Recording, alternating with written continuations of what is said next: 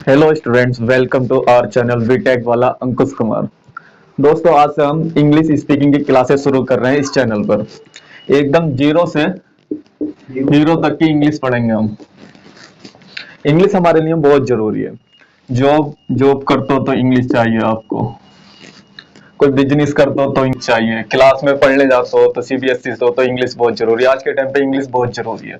तो हम इंग्लिश बिल्कुल जीरो से शुरू करेंगे। अगर किसी को पता है अल्फाबेट्स क्या होता है, कॉन्सोनेंट्स क्या होता है, वोवेल्स क्या होता है, तो आप पेशेंस रखें, बिल्कुल एकदम जीरो से शुरू करेंगे। हमारे अल्फाबेट्स 26 होते हैं, ए टू जेड।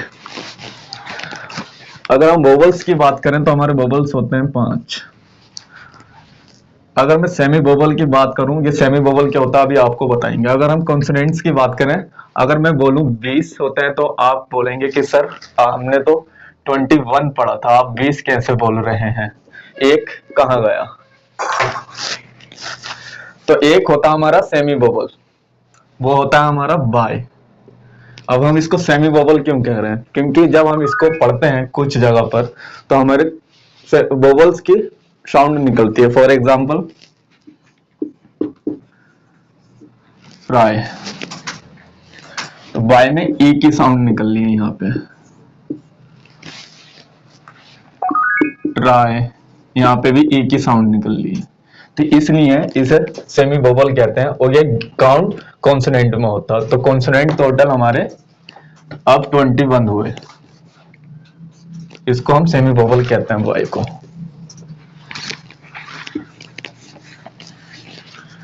स्टूडेंट, हमारे कैपिटल लेटर क्या होते हैं, जो बड़ी एबीसीडी जिसे बोलते हैं, जो बड़े बड़े शब्दों में लिखी हुई हो उसे कैपिटल लेटर बोलते हैं। स्मॉल लेटर जो छोटे छोटे शब्दों में लिखी हो वो स्मॉल लेटर होता है।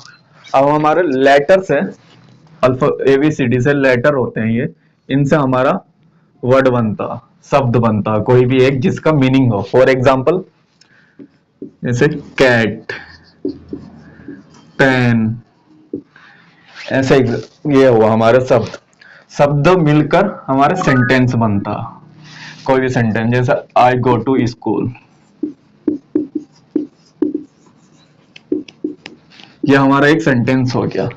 इनसे हमारा एक सेंटेंस बनता, शब्दों से हमारा सेंटेंस बनता। ऐसा सेंटेंस, ऐसा वाक्य जिसका कोई मतलब हो, और ऐसा कोई शब्द जिसका कोई मतलब हो, कोई उल्टा सीधा शब्द नहीं। सेंटेंस से हमारा स्पीच बनती है और पैराग्राफ बनता। अब स्पीच पैराग्राफ हम बाद में समझेंगे। अब आपने समझा, लेटर से शब्द बना, शब्द से सेंटेंस, सेंटेंस से स्पीच और पैराग्राफ बना। अब हम पढ़ेंगे सेंटेंस क्या होता है। Sentence subject plus verb plus object से मिलकर बनता है। इन तीनों चीजों से मिलकर बनता है एक सेंटेंस। उस सेंटेंस में सब्जेक्ट होगा, ऑब्जेक्ट होगा और वर्ब होगी। जैसे for example I go to school, तो इसमें आई क्या है हमारा,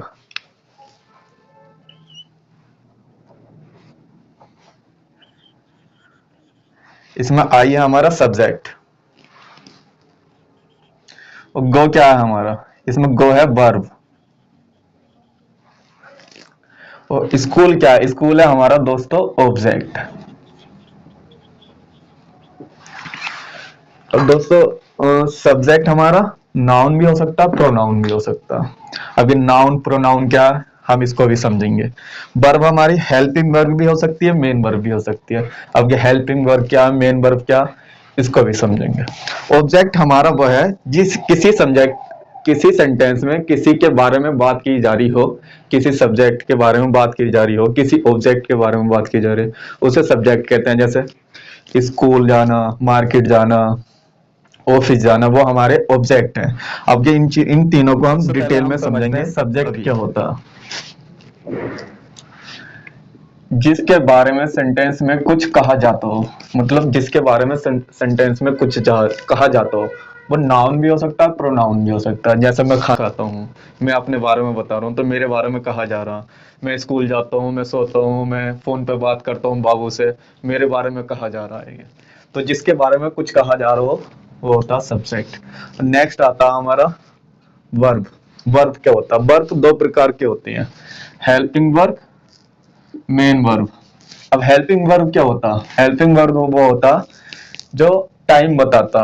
मतलब हेल्पिंग वर्ब हमारे 12 प्रकार के होते हैं, जैसे is, am, are, was, were, etcetera. जैसे इज एम आर, जैसे इज एम आर हमारा प्रेजेंट को बताता, वॉज हमारा पास्ट को बताता, विल हमारा फ्यूचर को बताता। तो ये हमारे टाइम के बारे में बताता। ये हमारे 12 प्रकार की होती हैं। अब मेन वर्ब वो होता है जो हमारे एक्शन को बताता है, जैसे गो, कम, सिट डाउन, स्टैंड अप, मतलब आना जाना, बैठना, खाना पीना, सब हमारे मेन वर्ब होती हैं। गो, कम, स्टैंड अप, सिट डाउन, ये हमारी मेन वर्ब है सारी, जो हमारे एक्शन को बताता हम क्या कर रहे हैं। नेक्स्ट आता हमारा ऑब्जेक्ट। ऑब्जेक्ट हमारा वो होता है जिसके बारे में सेंटेंस में कुछ कहा जाता हो, जिसके बारे में कुछ बताया जाता हो।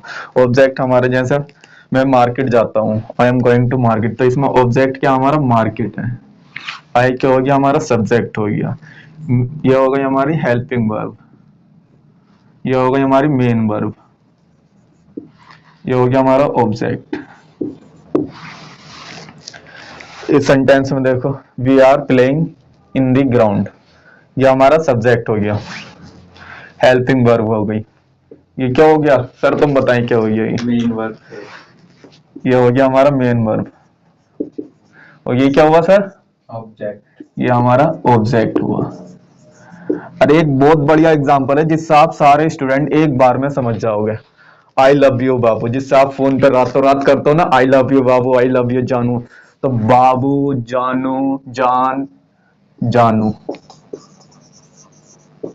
जान, यह आपका सारा ऑब्जेक्ट हो गया। आपकी बाबू जानू आपके लिए ऑब्जेक्ट हो गई है, आप उसके लिए सब्जेक्ट हो गए। और तुम्हारे वर्ब हो गई, क्या हो गई सर वर्ब? वर्ब सर इसमें लव होगी। और मेन वर्ब क्या होगी?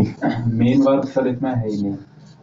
हाँ जी, तो यही एग्जांपल है। अगली वीडियो में हम देखेंगे कुछ सब्जेक्ट के बारे में और एग्जांपल, और वर्ब क्या होती है हमारी, कौन कौन सी वर्ब होती है, लिस्ट दिख जाएगी आपको। आपको अपनी इंग्लिश इंप्रूव करनी है तो डेली की 20 से वर्ब याद करनी है, जैसे आई, यू, वी, दे, ये तो आपको पता ही है, ये तो सब्जेक्ट हो गया। वर्ब हो गया हमारा, जैसे गो, गो मीन्स जाना, कम मीन्स आना, सिट मीन्स बैठना। ऐसे 20 रोज की 20 याद करनी है आपको, तभी आपके इंग्लिश में बहुत बड़ा इंप्रूव मिलेगा देखने के लिए। Okay, thank you so much, मिलते हैं नेक्स्ट वीडियो में।